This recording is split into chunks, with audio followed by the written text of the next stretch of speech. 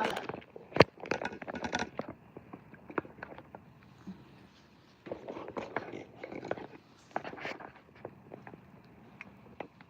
you want me to sit over there, Tana, to make sure it's all lined up?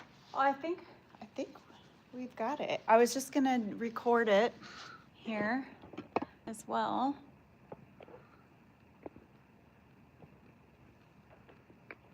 And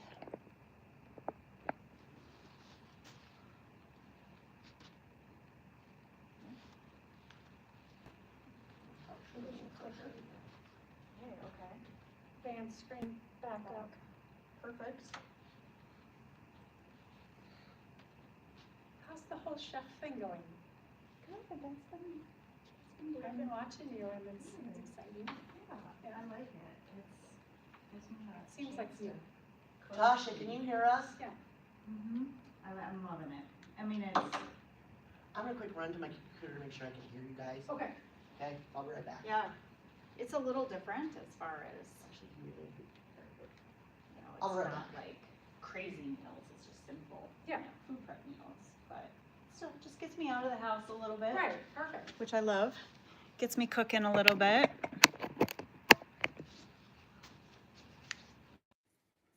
How are the girls? Everybody hanging in there for school and Yes.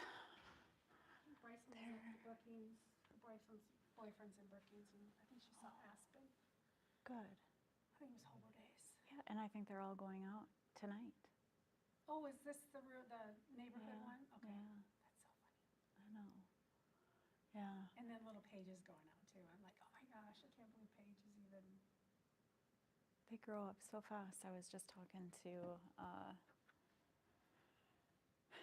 or I just had seen some photos of all the girls together, and I just was like, Where's the time though? they're so How's grown it having an up. empty house though? Weird. Depends on the day. It was an adjustment. I was so sad at first. Yeah. And it's so quiet because we always had the house that everybody came to. So it was just full of kids all the time. And then Boom. all of a sudden, yeah, done. It was quiet, and it was really, really weird. And it was hard to get used to that. But then it's like you kind of acclimate to it. But now Hannah's back home. Good. And so she's living with us. Kate will end up Does she have moving more school? back home. She's doing online. Oh, good. Okay. And Kate will move back home at the end of summer, well, like kind of end of July. And she'll end up doing online classes to finish out her. Busy again. Yeah, so everybody will, not everybody, but I mean, kids will be back home again. Aspen, did she stay in Brookings last summer? Okay, that's what I thought. Yeah, because she worked. She'll probably stay there this summer again too. It seems like after the sophomore year, they kind of stick. She came home a lot her first year. And then this year, it's like a lot more rare than that first year. But where's Brycelyn at for school? Kansas, Okay. I knew it was kind of further. she's been back since, she has a crazy long break. She doesn't go back to the 19th. She's been back since December 6th, 7th, 8th, somewhere in there. So she's been working and going out and. Where's she working at? Works at Nectar and then she nannies a little bit. Kind of keeps her busy. That's good. That's a long break. It's a really long break. I do not ever remember having breaks that long. I don't feel like we did get breaks that long. Well, she didn't have to take any tests. She just had a final paper. She didn't have to take any final tests because of her grades. So, Oh, thank goodness. that's nice. So she got to leave early. And yeah, That's really nice. That should, I mean, that's a good incentive. it is. Should be that way for everybody. Oh, and she'll lose. Basically, she gets in-state tuition because of her grade, her GPA from senior year. So she knows if she doesn't keep that up, she's going to USD. Yeah, in-state. Uh-huh. Yeah. Hi. She can't. So, Good morning. How are you guys? Good. We're just trying to get technology figured out. No yawning, no yawning. It's just after break, after Christmas, the busy season, it's like, I'm back into things. Saved your seat. Thank you, you're so kind.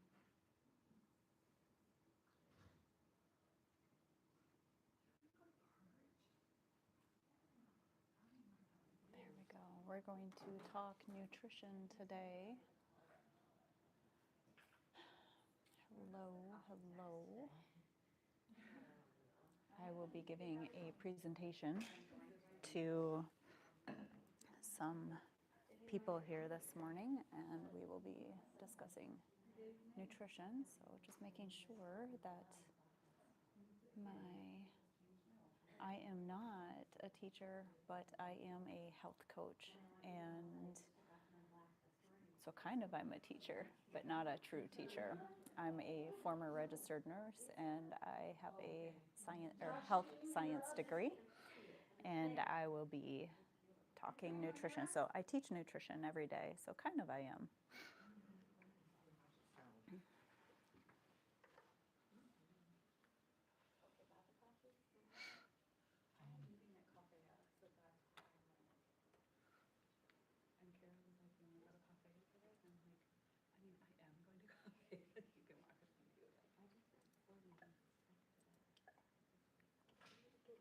Can anyone hear us?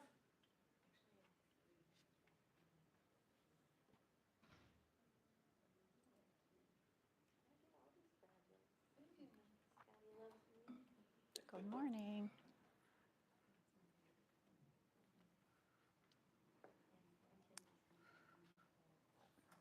Oh, thank you. It needs to get Thank you. done, but yeah. Good morning. Good morning.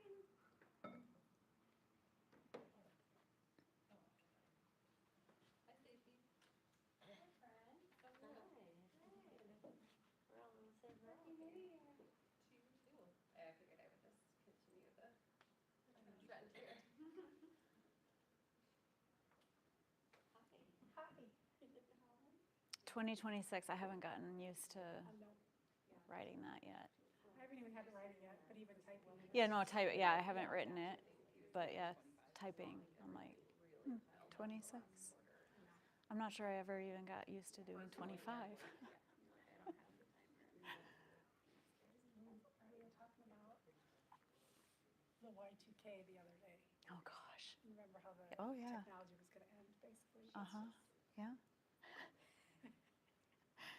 I remember that. I remember that New Year's Eve, and Yep, it was I such a remember big where I was. change. 1999 changing to 2K. Such a big deal. I mean, it is a big deal. It's pretty cool that we got to.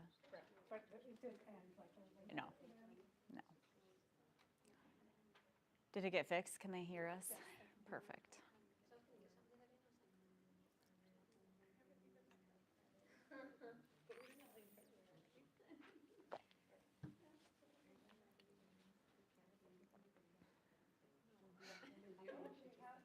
We have 14.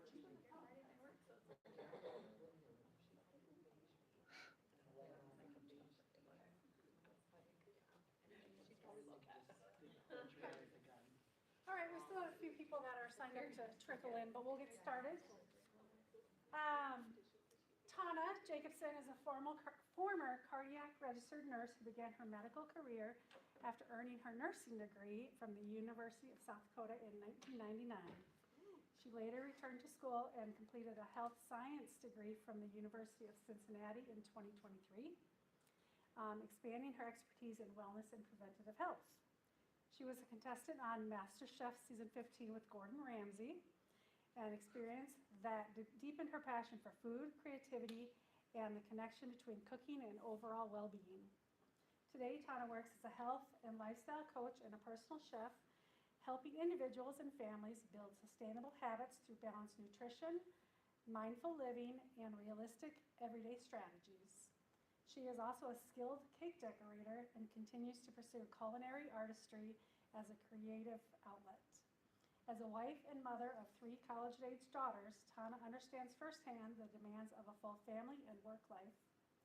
With supportive husband who encourages her work and growth, she brings empathy and practical insight to her coaching, meeting clients where they are and guiding them through the challenges of building healthy routines in a busy world. So welcome, Tana. Well, thank you. Thank you. Breath after all of that. Right, right.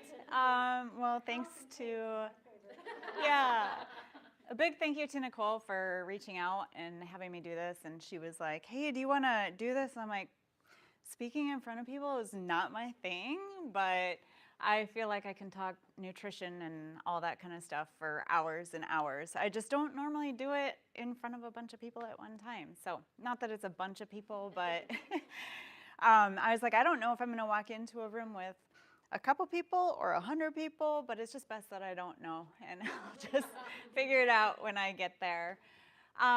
So yeah, you know, what she said, I think personally, what got me into the health and nutrition space was working as a cardiac nurse, and I saw a lot of preventable disease. I saw a lot of hypertension, a lot of high cholesterol, heart disease, bypass surgery. I worked in the cath lab for many years, and it was just, I knew, you know, a lot of that could have been prevented, and it was hard to be in a space where we were only focused on treatment and kind of the Band-Aids. I wanted to be on a side where we could truly prevent some of this from happening. And so over the years, I transitioned my focus more into the health coaching. I wanted to deepen my knowledge in nutrition, which is what ultimately brought me back to going to University of Cincinnati for my health science degree. Got that done online, and going back to school as an adult is way different. It's a lot more fun because you're more interested in it, but it is really hard to juggle and try to get back into homework again. It was really weird. But I actually was going to go on for a master's degree and started my master's degree, but then after getting into it, found out that the state of South Dakota doesn't even recognize the degree. So I pulled out and just decided I'll just kind of hang where I'm at. Ended up working out pretty well because then we ended up on MasterChef season 15 with Gordon Ramsay. That would have never happened if I would have been going back to school. So did that with my daughter. Lots of fun. But yeah, here we are. I'm going to talk with you guys today about nutrition. I want you guys asking your questions, interrupt anytime. This is not a formal, you don't have to raise your hand, just pipe up and ask your questions. I will say too, just in my own journey of seeking health for myself, about 9 years ago, I found myself in this space. My body was changing. My clothes weren't fitting. I was going into my closet and I was like, you know, the pants were tight, and I was throwing these little tantrums in my closet, and I'm like, I'm done with this. I either have to buy bigger clothes or I need to make a change. And I decided I was going to make a change, and I didn't realize how easy that change could be because I had always chased these short-term diets like the cabbage soup diet or, you know, whatever. And once I realized how easy this could be, it just became a lifestyle. And that's what I like to talk to people about, is getting away from our diet culture and just falling into a lifestyle that it doesn't even have to be about fat loss, but just overall health and health of our bodies. So,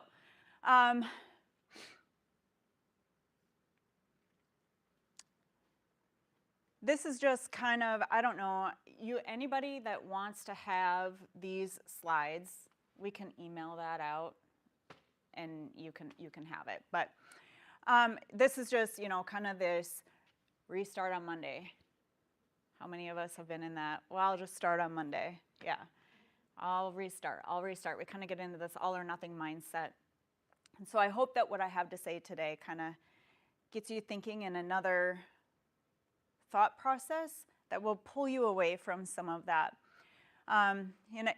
Most diets focus on rules and restrictions. So anytime you say I'm on a diet, right away you're thinking this is restriction, restrictive, I can't have that, shouldn't have, and we start labeling certain food items and food groups. We want to get away from that. So we have this motivation feeling. I hear time and time again from a lot of my clients, I don't feel motivated, or I'm waiting for that motivation to start, or whatever it is. And it doesn't even have to be in a journey with food. This could be in a workspace, wherever it is. We always want to feel this motivation to get started on something. But reality is we're not always going to feel motivated. It's just not possible. We cannot feel motivated all of the time.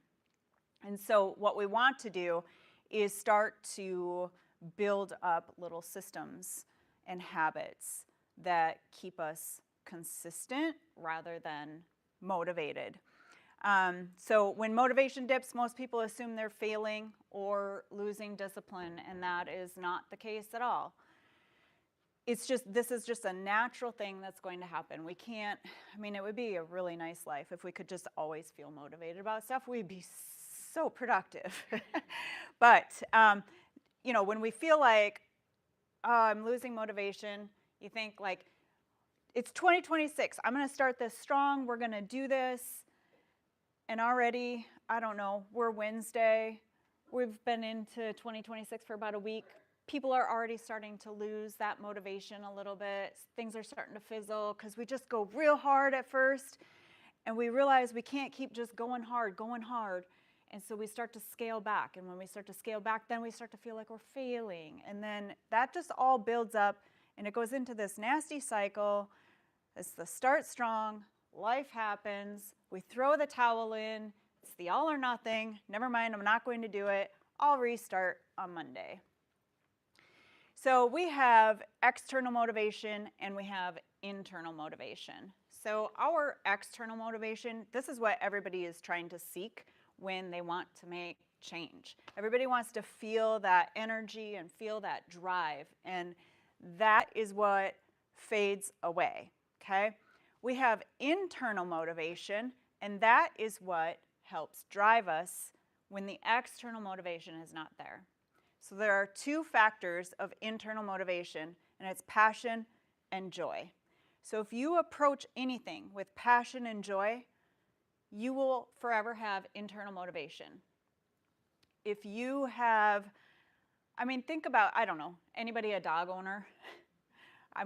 They bring a lot of joy. I have a lot of passion for my dog. He's my son. He's a person. I will always have that joy and that passion where I'm always going to be driven to want to take good care of him, right? Because that is there. It's not because of an external feeling of like, I feel like taking my dog for a walk today, or I feel like taking care of him, or, just even with your kids, right? We don't have to feel motivated to take care of our family, right? So we shouldn't have to feel motivated to take care of our own selves, although it's always great when it happens, and when we do feel motivated, take advantage of it. Be okay with that. Be like, yes, good, I have that feeling, but when that feeling fades, we're going to keep going. So we have our habits, and this is what ultimately matters. So we want to be very clear in what our goals are and what habits that we can do that will build up to these goals that we want to do. And I love this quote: we don't rise to the level of our goals, we fall to the level of our identity and systems. I don't recall who that came from, if that's James Clear in Atomic Habits, but I love that quote because it is true. We can have our goals out there, but if we do not have a roadmap or a system to get to those goals are just words. And we have to build up our systems to get there. Part of getting to those goals is going to be how we identify with ourself. So I just gave some examples, old identity versus new identity. I need to lose weight. I should work out. I have to eat healthy. This kind of goes with even, if I'm on a diet, I can't have that. I shouldn't have that. Whatever this is, and even if it's not about food, what if it's I have to go to work? I mean, we all have our days, right? I have to go to work. But what if we get to do these things, right? Our minds are our most powerful tool that we have. And when we can learn to tap into that tool, any process that you take for any space in life, it is going to be a lot easier.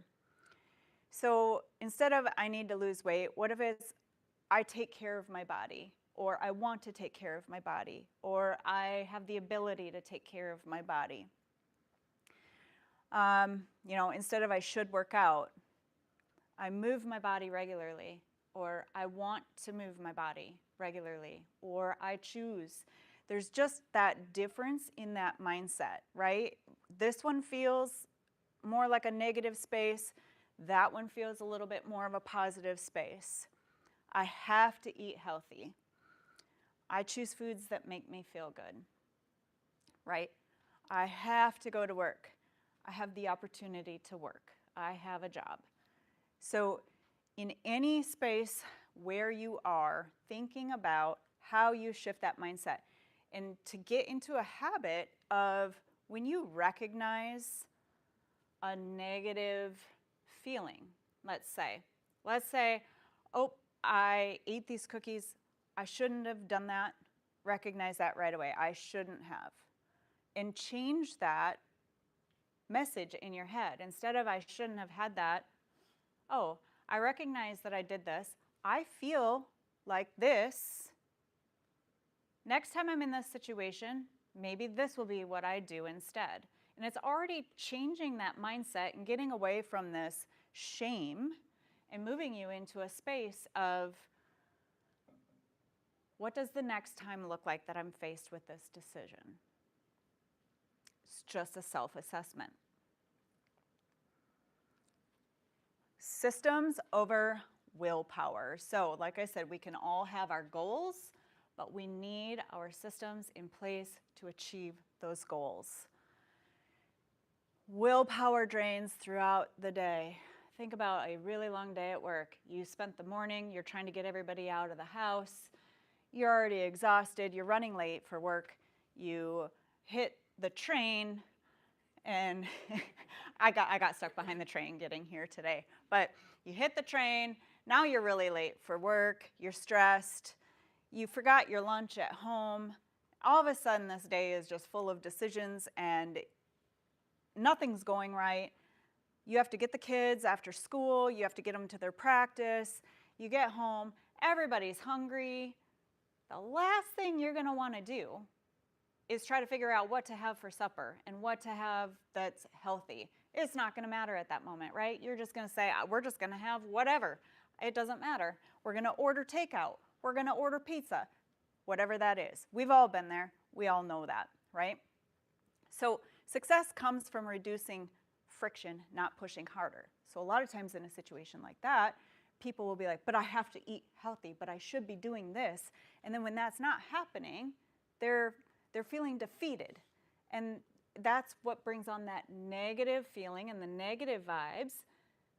So then it's, all right, I'll just start tomorrow. I'll start Monday. Whatever that is, right? And so what we want to do is create our systems to make our choices easier, to make them just flow without a lot of thought that has to be put into it. So willpower. I'll try to cook dinner after work. I'll see if I feel like working out. It's probably going to be no. I'll try to avoid snacking. But if we have a system and we have a path of what to follow, we could prep some protein ahead of time. What does it look like if you already had a bunch of taco meat prepped at home that you would just be able to pull out of the fridge and you know what? Here, everybody, it's taco night. This is great. That is a huge help, right? Scheduled workouts with your clothes sitting out. So that might be, okay, every Monday, Wednesday, Friday at this time, I'm going to work out on these days. Schedule it like an appointment, like you would to your doctor, your hair appointment, whatever that is, your dentist. Make an appointment with yourself. Put it in your schedule. It is non-negotiable. This is what we're doing. Put your clothes out. So if you're a morning workout person, 5:30 a.m., not me, but a lot of people are. It's a great time. Put your clothes out. Set them in the bathroom so that they're ready. You're looking at them before you go to bed. You know they're there. You don't even have to make a decision in the morning of what to wear because it's already picked out. It's already there. And then we're going to talk about balanced meals. We're going to talk about balancing them with protein and fiber. I'll get a little bit more into that. So we've got our Monday restart cycle. The starting over, we want to break that cycle. So again, when that motivation is just at its peak, we're like, let's go. We burn that out. Think of a car when it's taking off and you just put the pedal to the metal and the tires are squealing. Those tires, they burn out, right? We can't keep the gas pedal pushed to the metal like that. It's going to burn out. Life happens. We miss a day. All of a sudden we feel guilty. That's what we want to get away from. Guilt turns into the restart cycle. It just keeps you in this hamster wheel and you just keep spinning around in this wheel. And we want to break that cycle. So we're not doing a start over and we don't fail. I think a lot of people like to use the word fail, like I failed, I couldn't do it, I didn't do it. I don't like the word fail because the only time that we fail is when we completely give up. You completely throw the towel in and say, I'm done, I'm not doing that again. I mean, sometimes we need to do that with things, and that's not necessarily failure. But if you have a goal, you're working towards a goal, and you just give up on it, that's one thing. But you are not failing when you are picking up the pieces, learning from your steps, and saying, let's do this tomorrow. This next meal, we have an opportunity to make a change at every single meal. I had seen a statistic one time about how many choices we make in a day. I do not recall how many that was, but it was a very large number. And a lot of our choices are around food and what we're going to eat for the day. And it is a lot of decision making. So the less decision making that we have to do, the better. I think they had talked about, I want to say this is also in Atomic Habits, decision fatigue. It's a real thing. So even when it comes to clothing, the less clothing and the less choices you have to make, like every Monday I wear this, every Tuesday I wear this, the better. It diminishes decision fatigue, and we are, you're chuckling. Because I wear a certain perfume every day of the week, and you have just made that fine for me. Oh, I yeah. don't have to decide what perfume I'm wearing. I just know this one's on Monday, this Yeah. one's on Tuesday. That's perfect. Thank you. And some Yes. people do have a certain outfit per day of the week, I've heard too. Yes. So they said, like Barack Obama, when he was in office, he had 2 colors of shirts in his closet. That was it, because on these days he wore this color, and on these days he wore this color. Eliminates decision fatigue. And that is what we need, especially we live in a time where our brains are working way more than what they should. We're multitasking. We have input coming in so fast that anytime we can set ourselves up to make fewer decisions, the better. So consistency is built on neutral, non-emotional adjustments. So our goal is to just become consistent with something. That is what drives us towards our goals. So one day off is not failure. It's normal. The only time we fail is when we quit. Protein, protein, protein. I know, I feel like these slides are a little bit out of order, but it's probably my fault. The protein, we've all probably heard enough about protein, right? And it's the talk of almost to the point where we feel like this is the next diet fad, right? And I've even had a client ask me, you know, she's like, well, you know, back in the 90s, everything was fat-free, and then they found out that that wasn't great for us. And, you know, is this just the new fad of eat your protein, eat your protein? No, it is not. We know that protein has so many benefits. It's going to help us maintain our muscle mass. It's going to help us build some muscle mass. But it also has a thermic effect. And so to describe what a thermic effect is, thermic is heat. So we have foods that create heat in our body as it goes through a digestion process. So for protein to break down and digest in your body, it has a thermic effect where it is burning calories. Heat burns calories. So it is burning calories as it is digesting. Protein has up to a 30% thermogenic effect. It's going to depend on the protein source. It's going to depend on your body. There's many factors, and we don't have a way of knowing. Well, chicken breast is going to have a 29% effect, where your protein shake is going to have a 10%. We don't have a way of really knowing that, but we just know overall it has a thermogenic effect. So that would mean, let's just say you had something that did have a 30% thermogenic effect. If you take in 100 calories of that protein, you're going to burn 30 of those just in digestion alone. So this means that when we start to look at our nutrition, the first thing people tend to go to is, I need to have a 1,200 calorie diet.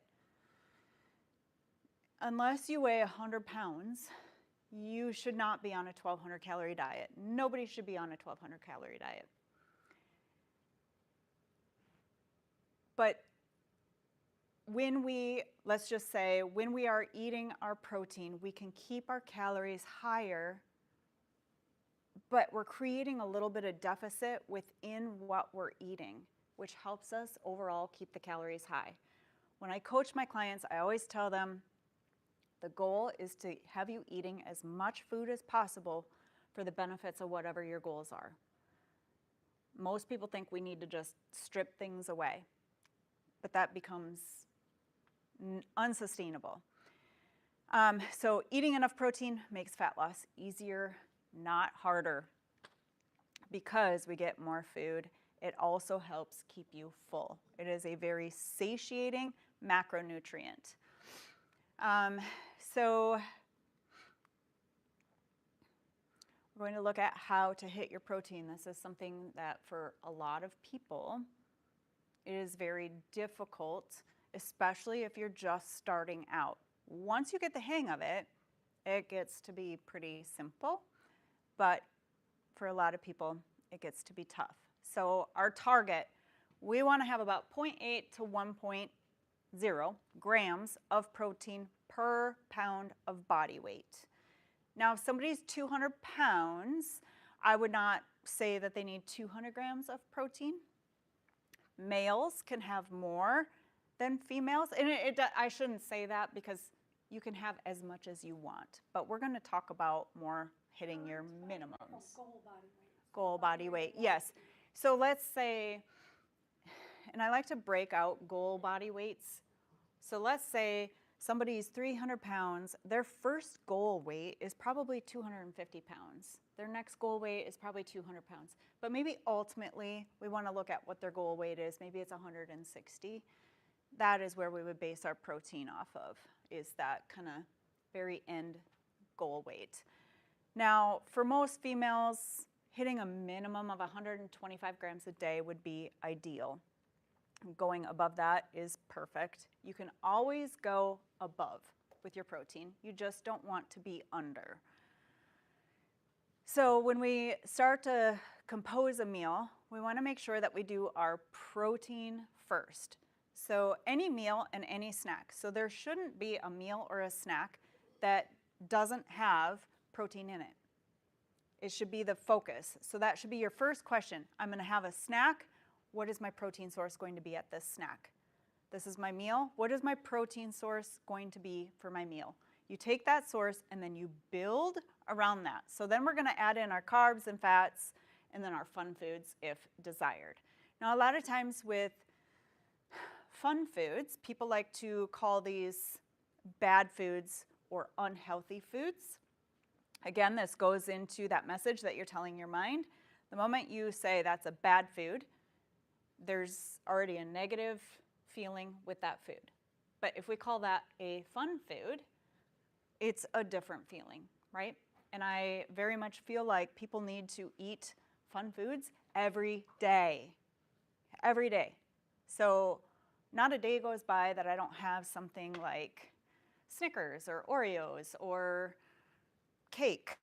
So there's something that I have every single day because that is what makes this very sustainable. But protein first. That's going to be your big rule of thumb. Then we can do batch prepping at home. So like when I said you could make up a bunch of taco meat and have taco meat ready, figure something out that you can just easily bulk prep. Now bulk prep does not usually take too long. You can take a bunch of chicken, throw it in the crock pot, shred it up. You've got shredded chicken for the week. You can go to Costco and get a rotisserie chicken. Pull it apart, you've got a bunch of chicken to use. You can get pre-made meals if you don't want to do any batch cooking. But you can do taco meat, or a lot of times what I'll do is take a couple pounds of ground meat. I will ground it up. I don't flavor it. Maybe just a little bit of salt in there, but I don't flavor it. So that way, if one night we're like, hey, let's have egg roll in a bowl, great. I have some ground beef. I can put, or ground turkey or chicken, whatever it is, and put like soy sauce and whatever. We can make egg roll in a bowl. Or maybe one night it's tacos and we make tacos. Or maybe one night it's sloppy joes. But it's that bulk prep is already done. So it makes your getting your protein together really fast. And a lot of times with proteins, a lot of them, they take that prep, right? Chicken, beef. Think of your meats. Now, obviously, there are proteins that are not, you don't have to prep. Eggs don't take a lot of prep. Cottage cheese, Greek yogurt, those are very readily available. Protein shakes, protein powders, those don't take that cook time. But some examples down here. So breakfast, we have eggs and egg whites. A lot of people will ask me, why egg whites and not just eggs? Eggs are a two-part thing. So the whites of the eggs are protein, the yolk is fat. So if I have 2 eggs, it's going to be about 140 calories. But if I have just the whites are about 17 calories for 1 egg white, and it's all protein. So when you add egg whites, you're able to increase your protein at your meal without increasing your calories. You can keep your calories low, protein up. Greek yogurt, cottage cheese, chicken apple sausage. I don't know any Costco shoppers in here. The Amy Lou brand, Amy Lou chicken apple sausage is one of my favorites. So a lot of times for breakfast, I'll have one link. It's 130 grams of protein, and I want to say 15 to 18 grams of protein, whatever it is in there. And I'll put some of that with some egg whites and make an omelet. I'll put some veggies in it, a little bit of mozzarella cheese.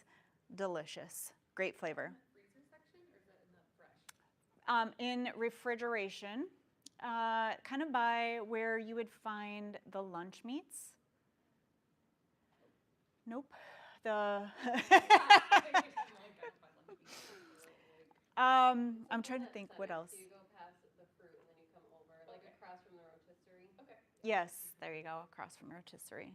There's like that little aisle right there, refrigeration stuff. So yeah, you'll find them. There's lots of different things. They have like an andouille sausage, meatballs. There's lots of great things over there. And by the way, my Instagram,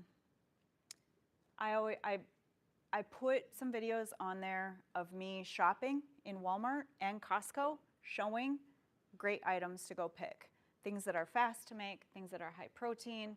I can show you guys where those videos are on my social media for anybody that's on Instagram. But they are very helpful. They're great. On Instagram, the Walmart one is pinned at the top, but the Costco one you have to search for. Lunch, think chicken, turkey, tuna packets, deli meat, leftover dinner proteins. Keep it simple. There's so many ways that we can just get pre-made chicken. You know, don't go to the drive-through, go to the grocery store, grab a rotisserie chicken. It's super simple, tastes great. Turkey, again, I don't know, I keep talking about Costco, but it really is great. They have a 4-pound turkey breast. It's already cooked.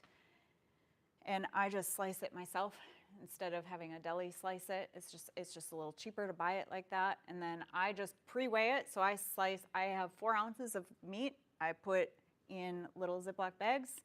And so in my refrigerator, at any time I can just go grab a bag and I already know I've got 4 ounces of turkey right there ready to eat. Supper, you know, we've got our bison, lean beef, chicken thighs, chicken breasts, it doesn't really matter. Pork loin, salmon, shrimp. Snacks. Snacks are a big one. Snacking is a lot of times what gets people into their little ruts, and snacking can be a big one because we do it a lot mindlessly. Sometimes we sit at our desk, we're snacking, grabbing a little thing, going to the break room, I'll just have this. Snacking can really add up through the day. So just being very mindful about your snacks. So protein shakes, jerky, yogurt, Greek yogurt. I ask you a couple questions Yeah. about just the stuff you have listed. Mm-hmm. So like sausage and the andouille sausage that you mentioned, like additives and salts and things like that. That doesn't bother or mess with. I do not worry about any of that. Now, it would be something different if that was just constantly what you ate for every meal all the time. But in everything, I always say moderation is key. So to have one thing a day, not a bad idea, right? You know, it's going to be fine. When we look at what is going to be best for you, hitting your protein or having some of those additives. Now, a lot of times with especially Amy Lou brand, there aren't any additives. They don't put a lot of that stuff in there. Now, if you're going to go have some off-brand, maybe deli meat, you're going to find some of that. It's going to be a lot higher in sodium. You might find some of those additives in there, antibiotics, whatever that is. I always say, do what you want to do for you. If you find that you don't like those things, just refrain from them. But in my practice, I just say moderation is key, really. But that's a really good question. So I guess jerky, that falls into that too. I love jerky, but it's really salty. So you always kind of think you gotta back off a little bit. And then like shake proteins, I always wonder, like, is it, obviously it's usually better to eat fresh, right? Your fresh meats, Yeah. fresh veggies versus a protein powder that's now in a strawberry milkshake. Yep. But it's still 30 grams of protein, so. Yeah, I kind of look at it like what trumps the other, right? Risk versus benefit. That's something that we always looked at when I was in nursing too. When you're looking at a patient who's sick, but we have this medication, now that medication is going to cause all these side effects, but it's also going to help the problem, you know, what's the risk versus benefit? And so we look at that with the food too, the risk versus benefit. The benefit of getting your protein or getting higher protein is going to surpass any type of risk. There are vegans that have to rely a lot on protein shakes, and they have them several times a day. But I do know a vegan. oh, do we have one in here? Our Yeah, boss. in the room. Yeah. So a lot of times for them to get protein in, they do have to utilize protein shakes because you could do it. It's just a lot more difficult. And a lot of times, I love to look at ingredients, and I am a stickler for single ingredient foods. However, especially when you're first starting out a journey, most people are eating foods that are very processed, and there's a slide in here that will show some of that, but ultra processed foods. And if we're going to look at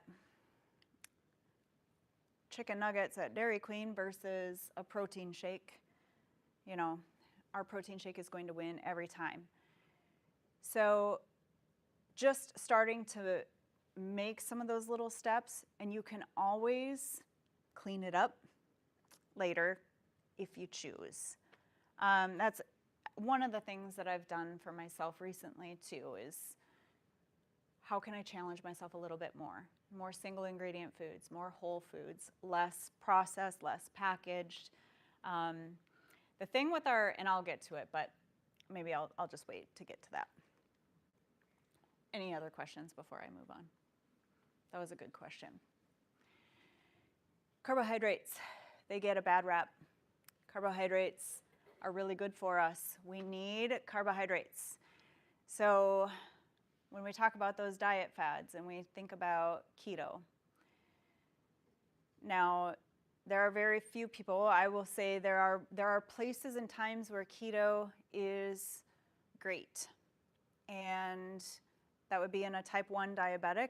Keto works as a great option. That would be, for some brain issues, keto is great. But for the bulk majority of us, if it is not something you can do for the rest of your life, then it is a bad idea. So anytime you're going to make a change, that's the first thing to ask yourself, can I do this forever? And I have a lot of clients that come to me thinking carbohydrates are bad. And carbohydrates are our preferred fuel for our body. Now there are different categories of carbohydrates, which we'll go through, but it does. It fuels your brain, muscles, nervous system, and your workouts. So they are not stored as fat. The only time that we can store fat is in a surplus of calories. So if my body, let's say my calorie limit is right here. If I eat this many calories, I'm going to maintain my weight. If I eat less calories than what my body burns, I'm going to lose weight. If I eat more calories, I'm going to gain weight. So the only way we can gain weight is by our caloric intake. It is not by a macronutrient. It is not because of carbohydrates. It is not because of any of that. It is because of calories, okay? So the type of carbohydrate, it does affect our blood sugar and it does affect our fullness. Think of, we have a sweet potato is a carbohydrate, but an Oreo is also a carbohydrate. One will keep us full. One is going to get us feeling pretty hungry, and they will have very different effects on our blood sugar.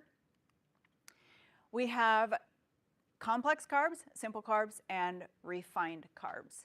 So these are the ones, the refined carbs are the ones that we want to have just as our fun food, right? They're not off limits, they're not bad, they're not like we can't have those, but we just want to have them in moderation. So for, let's say myself, my clients, I usually guide people, put a calorie limit on it, 200 calories a day of any fun food of your choice. Anything, it can be anything you want, but put a calorie limit on it. That's going to help you control it. Let's say you're at work and there's jelly beans and you're like, I want those jelly beans. Well, we can figure out just simply by Google or a food tracker or whatever about how many jelly beans you're gonna get for about 200 calories. That is my treat, that is my snack. You can look at those and be like, you can eat them all at one time. You could spread them out through the day if you like to just graze on them. You can save them for the evenings. I don't know, I love to snack in the evenings. It's a bad habit, but I tend to save my sweet treat for the evenings. But we also have our complex carbs and our simple carbs.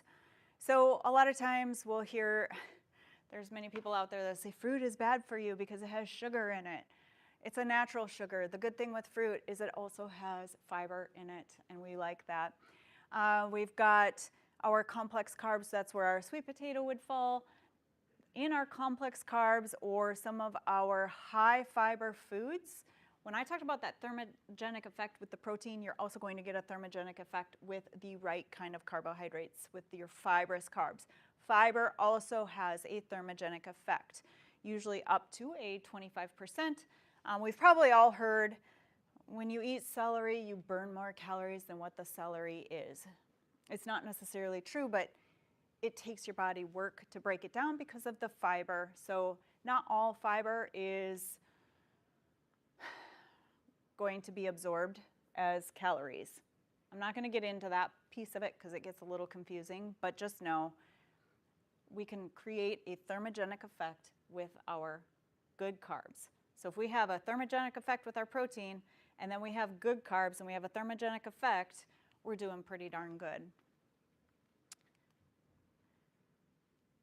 Fat. So when we talk about how in the 90s we were in this, let's do this fat-free and fat-free, fat-free.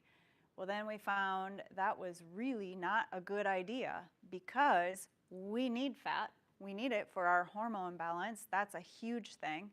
And for our brain function and satiety, because fat helps keep us full. So now when we pair protein and we have a fibrous carb and we have a good fat, we're really going to stay full. A lot of times when a client comes to me and we work on what their food is going to look like and they start eating that way, they're stuffed. They're like, this is so much food and I am so full. It's because it's a balanced meal. It's a really good balanced meal. So we have unsaturated fats, saturated fats, and trans fats. Trans fats, this is what you're going to find going out to eat, going out to fast food. It should be avoided at all costs. Trans fats are not going to be good for your cholesterol, your health, cardiovascular system, not good. Our saturated fat, we can take some of that in, our saturated fat. Think of fats that are solid at room temperature, minus coconut oil, but butter. Butter is a great one. Animal fat, so think you get a steak and it's got a beautiful marbling of fat in there. That would be a saturated fat. A lot of our dairy products will be saturated fat. But we have unsaturated fat, and our unsaturated fat breaks off into a couple categories as well.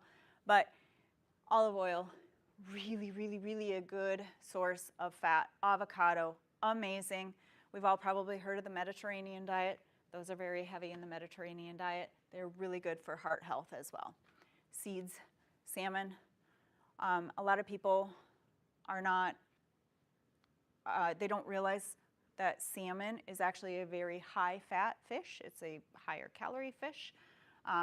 It's very fatty, but it's very good. It has our omegas in it. It is a great, great source. And let me just see. You buy salmon at Costco? I do. Yeah, I get salmon. I just get the sockeye salmon in the freezer section, so it's frozen in the. Yes, that one is in the freezer section. And it is in individual little packets, which I really like. Skin on. I love skin on my salmon. I like to make a crispy skin salmon. They also have usually like mahi. I'll get that for a white fish, a lean fish. Cod. I try to refrain from tilapia. Tilapia is kind of a bottom feeder fish, but I mean, I'll eat it if I have to. Shrimp. Shrimp is great. The only thing, it's hard to find fresh shrimp. A lot of our shrimp is farm raised. I do try to stick with fresh rather than farm raised. So we are going to put together a meal. So we're going to do protein. Protein should be about the size of our palm. That's going to be, for females, probably around 4 ounces. For males, probably around 6 ounces. That's a good amount of protein to have per meal. So let's say you're going out to a restaurant. You're like, okay, I'm going to have a protein, palm size, okay? Then we're going to think about a fiber-rich carbohydrate. Females, 1/5 size. Males, 2/5 size portions of carbohydrate. Then we want to think color, fruits, veggies, whatever that's going to be. 1/5 size for females, 2/5 size for males. And then fats. Think about thumb size portion or drizzle. But let's throw together a sample meal. You're going home tonight. What is a protein that you know is in your refrigerator right now that you can grab? Chicken. Perfect. We're going to have some chicken. What is a carbohydrate that some of you guys have maybe at home ready? Rice. We're going to do chicken, rice, What is a veggie? Broccoli. Chicken, rice, and broccoli. That one's perfect because in my food prep that I do, I make a chicken, rice, and broccoli casserole, and it is so delicious. So a lot of times people think, okay, I have chicken, and I have rice, and I have broccoli, and they think that that's what they have to eat. No, we can throw that all together. We can make a casserole with that. How many things can we make with chicken, rice, and broccoli? We could make, put some taco seasoning on our chicken, put some taco seasoning in our rice, and then we have broccoli on the side. We can make tacos with that. Throw some salsa on it, put some tomatoes on it, put some lettuce on it, right? We could do, an Asian flair with that, with chicken and rice and broccoli, right? That's exactly what I could do, is throw it all together and make an Asian style meal with it. The casserole that I do, it's chicken, rice, broccoli. I put a little bit of chicken bouillon in there. So Nicole used to make this soupy rice for my kids, and they talked about it all the time. And so I always think about that when I think about this casserole, but just adding in some chicken broth to it to make it kind of like soupy. The flavor is amazing, and it's so simple because it's only those 3 ingredients in there with some seasonings. Top it with a little bit of shredded Parmesan or some mozzarella cheese. Delicious. Throw it in the oven. Really good. Our fats, so with that casserole, a lot of times what I'll do is add in a little bit of cream cheese to make it creamy. But our fats can be, like I said, the olive oil, avocado, whatever. So let's say you decide with the chicken and the rice, you're going to make a Mexican meal, and you're going to use avocado for your fat source. Throw some tahini seasoning on there. Just keep it super simple. Let the creativity flow as it will. You might want to just settle on, this is what I can make. If these are my ingredients, this is what I can make. Get used to that, and then start to, expand on that. I call them vault meals, where if these are my ingredients, this is the meal I'm going to make. Stick with that meal that's in your vault. Now you can expand on that. Let's say you come up with a second meal. So maybe we have, our chicken, rice, and broccoli Asian meal, and we have our Mexican meal with the chicken and rice. Now we have 2 meals in that vault that we know we can always just turn to those 2 meals.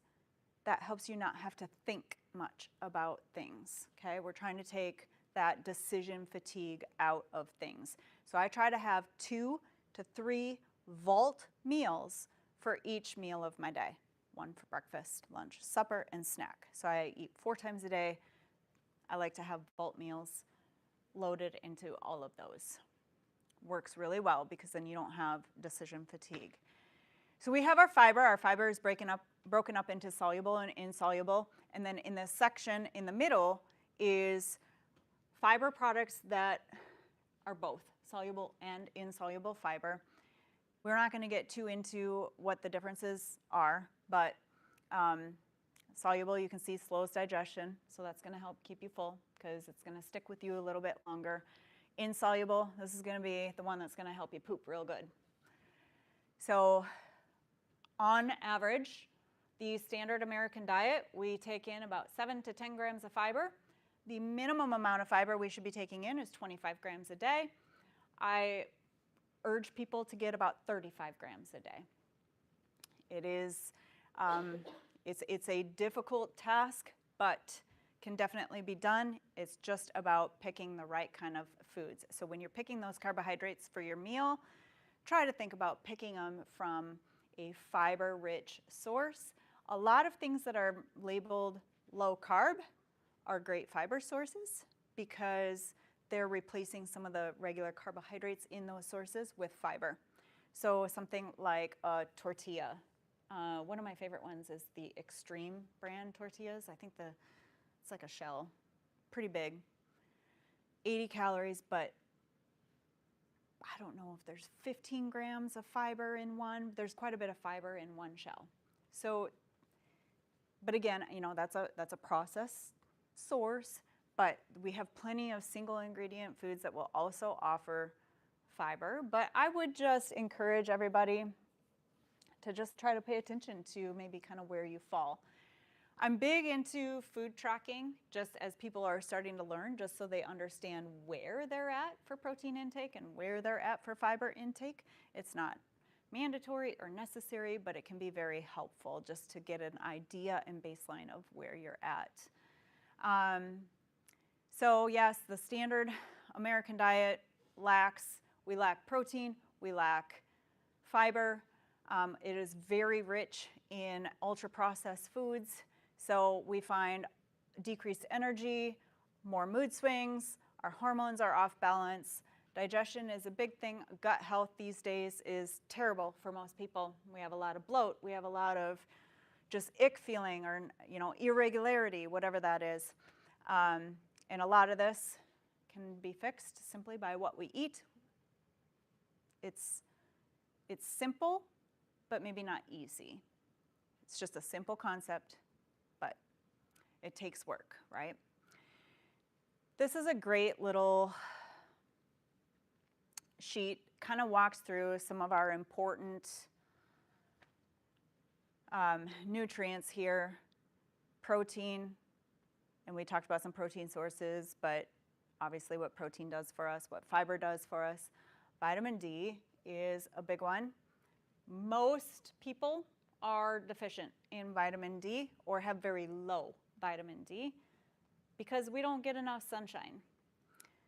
Unless we lived down in Mexico or somewhere way south, we just don't get enough of vitamin D from our sun. We do have fortified foods with vitamin D, but a lot of times we just don't have enough. So you can supplement with vitamin D. Magnesium is another one that we tend to have to supplement with as well. Magnesium goes along with your vitamin D and your calcium. So the three of them are kind of like sisters. Think about calcium is for our bones and our strong bones. For the calcium to get in, it needs the magnesium. Magnesium needs the vitamin D. Like, they all are kind of sisters. They pair together. They all need each other. Omega-3 fats, think about our salmon right there. That is really good. A lot of times we don't get enough omega-3s. We get a lot of omega-6 in our diet, but not omega-3. So that's going to come from your fatty fishes. Mackerel is also another one. It's not listed there, but mackerel is another fatty fish.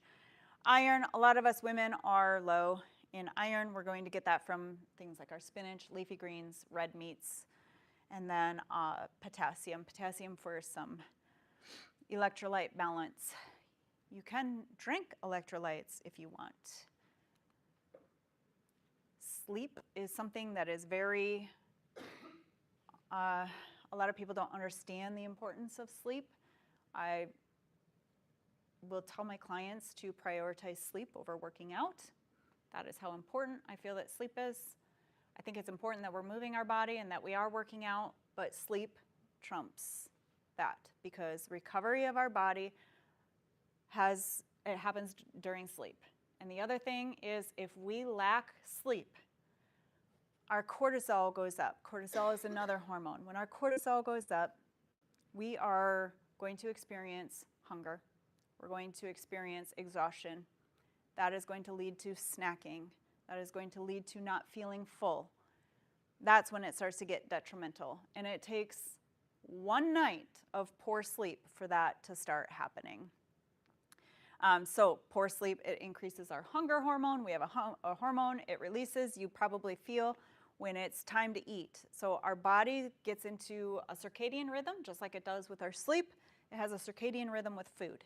And it will start to release your hunger hormones around your normal meal times. This is why snacking also can be very detrimental, is because if you're constantly snacking, you're training your brain to constantly release hunger hormone.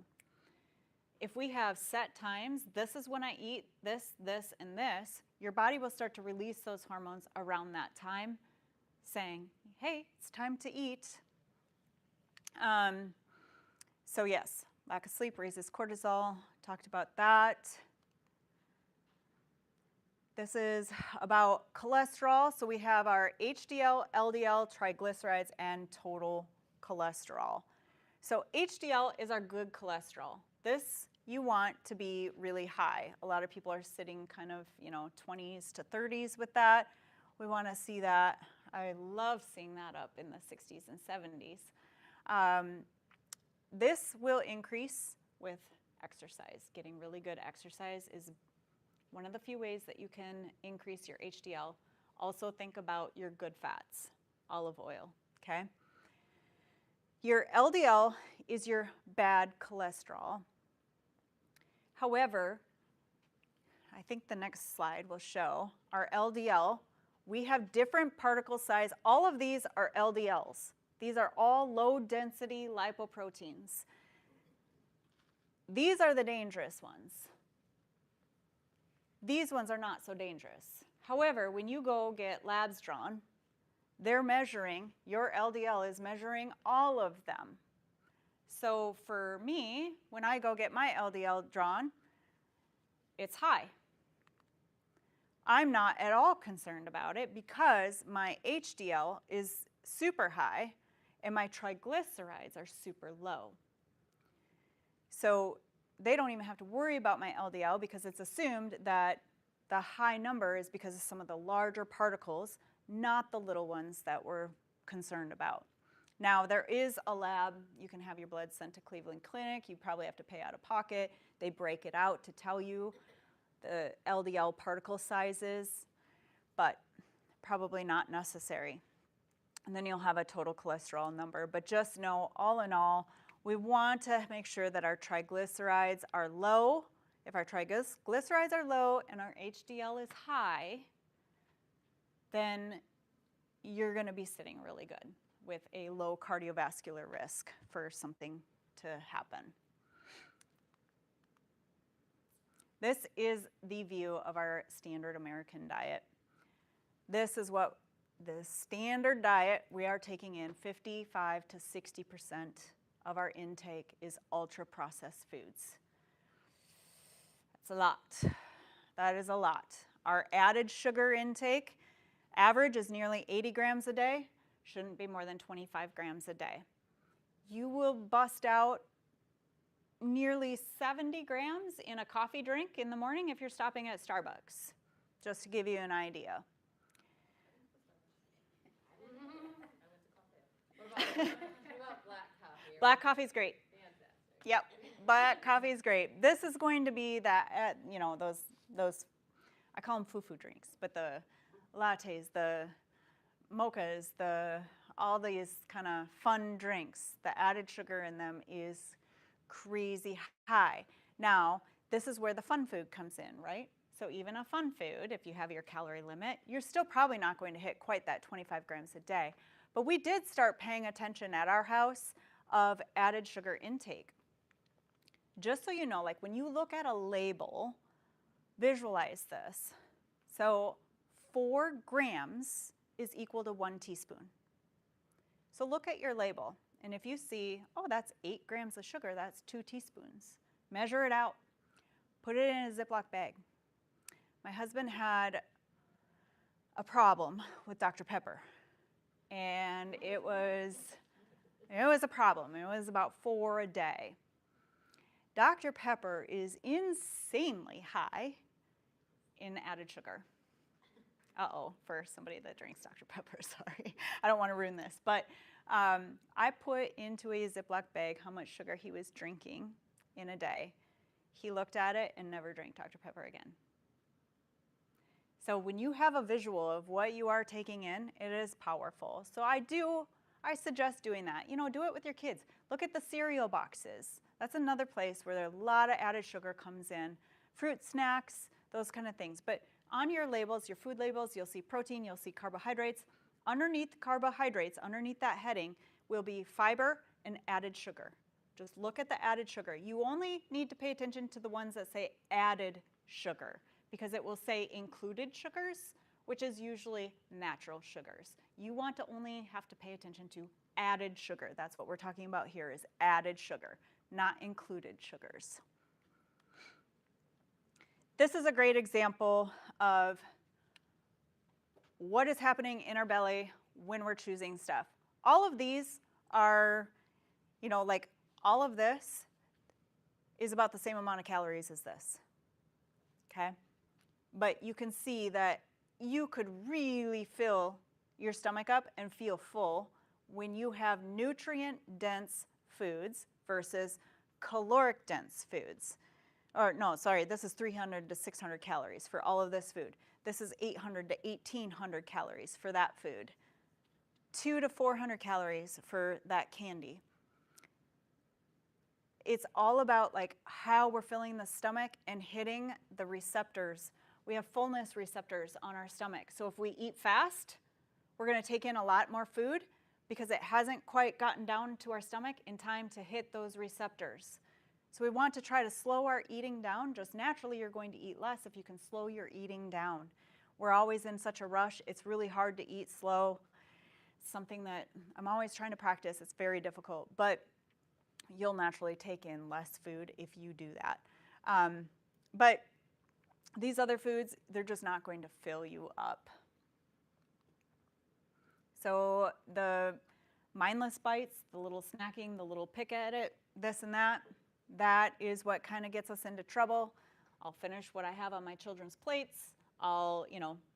These little just grabs, those add up. So just be mindful about those things. Start to pay attention to those things. They don't always, the calories don't register mentally because it's habit. We just, I'll just take that, I'll take that. And a lot of times if it's not a meal sitting in front of you that you actually have to grab a fork and eat, you just don't really think about how fast that's adding up. But the thing is too, is when we're taking these little bites, they're really not satiating us either. And some of these snacks, they're not satiating us. So trying to find some of those things that will really satiate you rather than just fleeting calories there. But it can cause this cycle, I'm not eating that much, why am I not losing weight? Well, that's a great example right there. You aren't eating much. It's not much volume. It's not a lot of volume, but calories are large, right? We want to have large volume for low calories. This is a great visual, great example. This is healthy food, but I eat healthy. That's a great example right there. It doesn't matter, you can still be eating healthy, but you can be eating too much of it. So two of the same things, it's just a little bit difference in amounts. And I don't think I ate that as a meal. That does not look like an appetizing meal, but it's just a great example visually. And then sugar cravings. So when we start eating sugar, we crave more. This has to do with our blood sugar spikes. And when we eat sugar, right here's a great example. We spike that blood sugar. When that blood sugar comes up like that, there's only one way for it to come. And as it's dropping, your body is going to send you signals. You need to eat, you need to eat. You're going to start craving more because your body's smart. It knows that it doesn't want you to crash out your blood sugar because that means like you're not going to make it. You're going to die. Our bodies are smart. Eat. So then you eat something, but you're craving sugar. So we're going to go back up into the spike, and we're just going to keep going up and down. But when we compare our carbohydrate up with some protein and some good fat, we're going to control that blood sugar curve right here. We're going to decrease those cravings significantly and level that out. That's what we want our curves to look like, and that will happen with that protein and that fat. So I want to wrap it up. I know there's more slides to go through. Like I said, I could sit here and probably talk 8 hours on this stuff, but I know I need to get you guys out of here. I can send you, I can send anybody this slideshow, or you can email it out probably. Yeah. This is a nice cheat sheet for a snacking cheat sheet. Before you go to just graze on something, stop, give yourself a pause. I call it the 5-minute pause. Ask yourself, am I truly hungry? Am I hungry up here, or am I hungry in my stomach? Because a lot of our snacking is very mindless. Just talk to yourself. Remove yourself from that environment. Talk to yourself for a few minutes before having it, okay? I have example questions over there. What are your triggers? Is it boredom?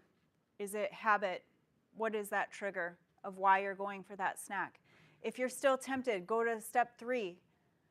before I have that snack, I must eat. Pick some of this. 3 ounces of any protein, some veggies, drink some water.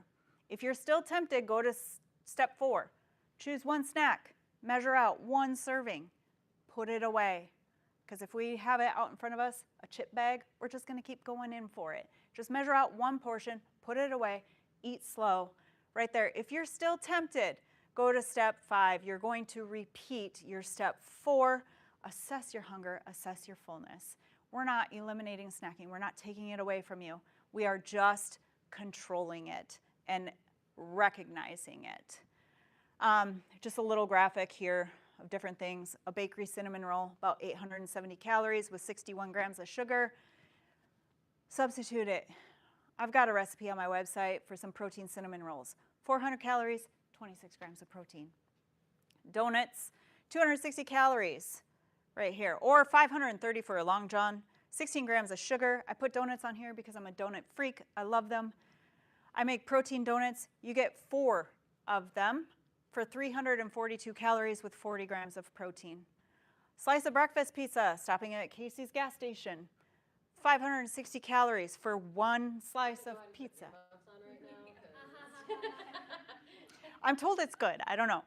But yeah, make your own breakfast pizza at home. 340 calories, high protein.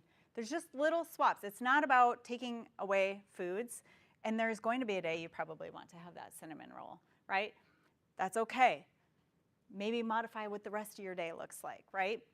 But those are just some quick little examples. Sphere of control, this is something really good. I want to touch on this really fast. This is for you. This is a really good exercise for everybody to do. Center. This is 100% of what is in your control.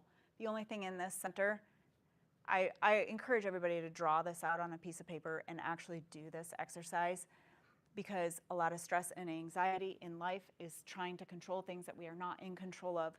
So center is 100% of control. The only thing in that is you, your actions, your reactions, your thoughts, your words. This is you. Some control, this is, you know, maybe like, well, I have to go to the basketball game tonight.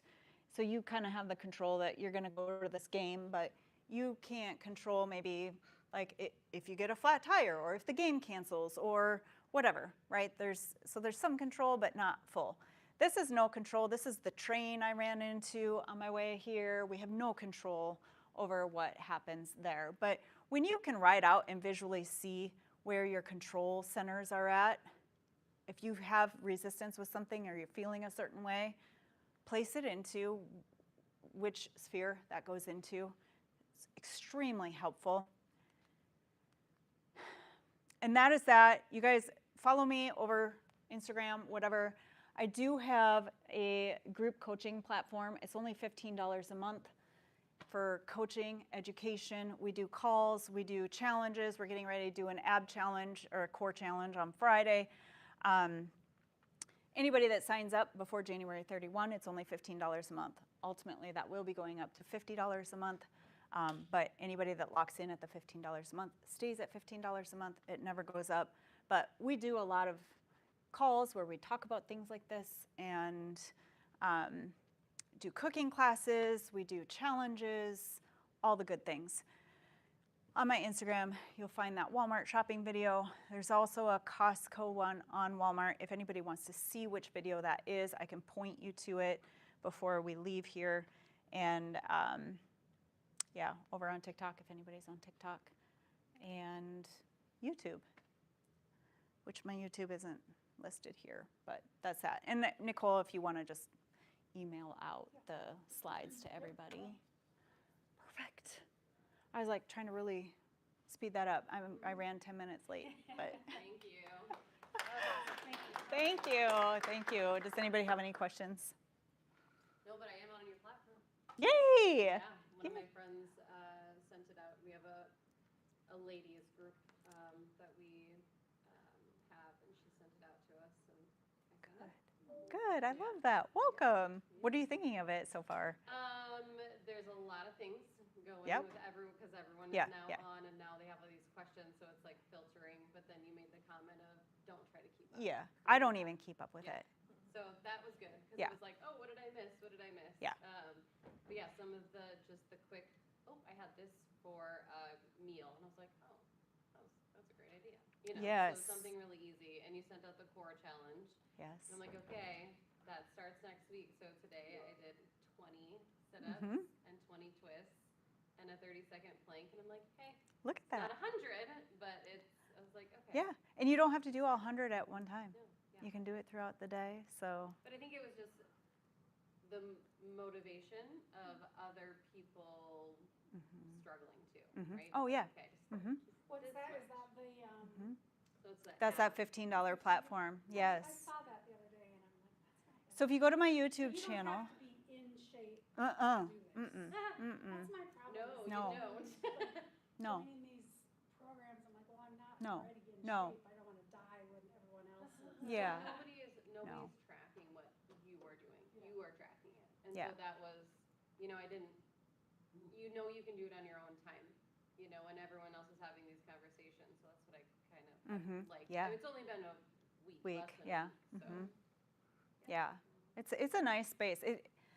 Like she said, you can go in and be very overwhelmed, or you just have to kind of take it in stride because it's set up, it's almost like Facebook where you have a wall, people can write things, people can encourage each other on there, you can comment on people's posts exactly like what you would on Facebook, you can like, you can comment, but if you try to keep up with all of what's going on, it's really, It's like Facebook. it's, yeah, like, you would never get through it all, like it's too much. So it's just catch what you catch, post what you want to post, you're going to receive the support when you post.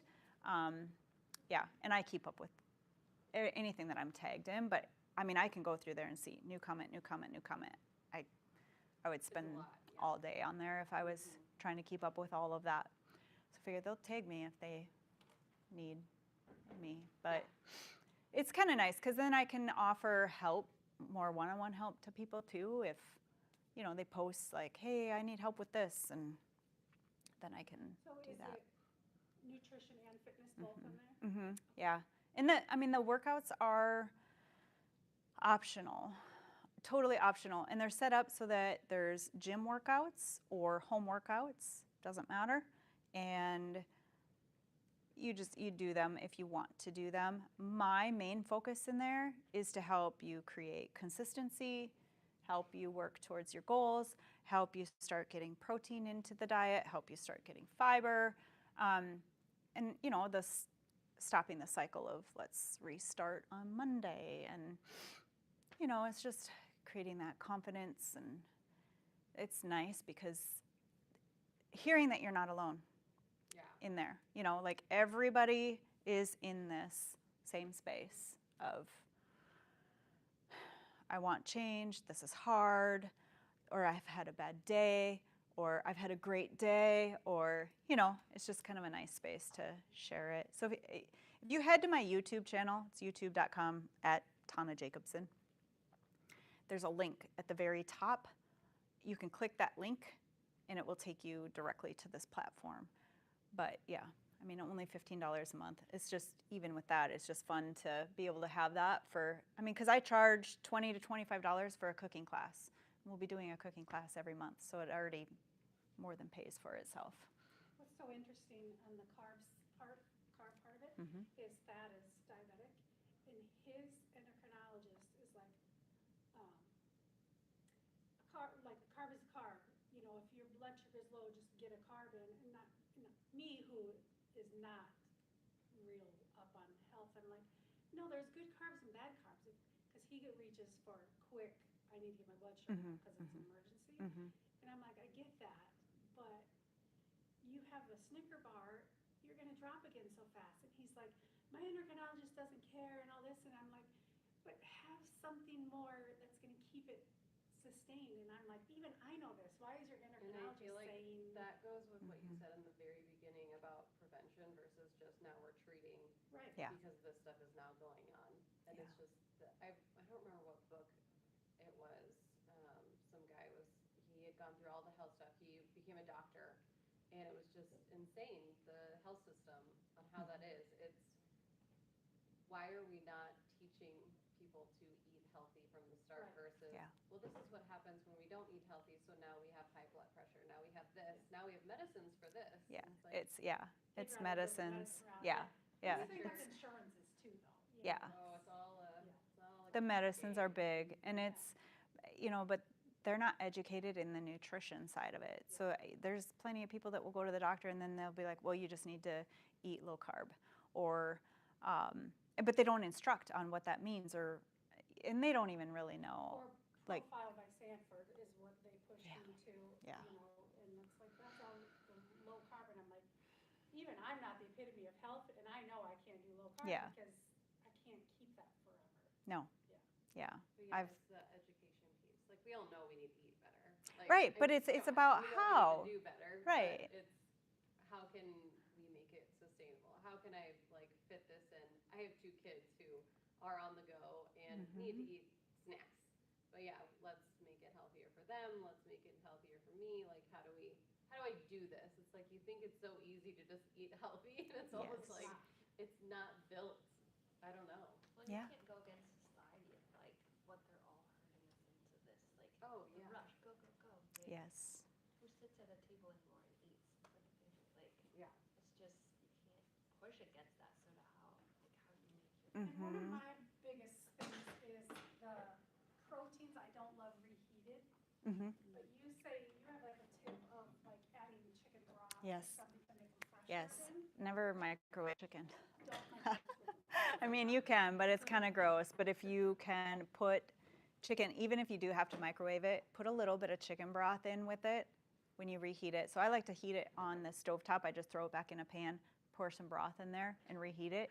And it's, it tastes more fresh that way.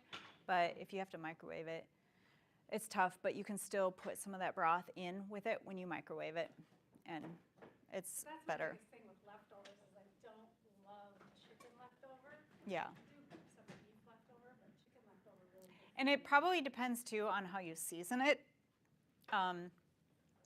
Because if it's seasoned like with a bunch of taco seasoning, it's Yeah. probably easier to have Yeah, left over. That I can do. Or barbecue sauce.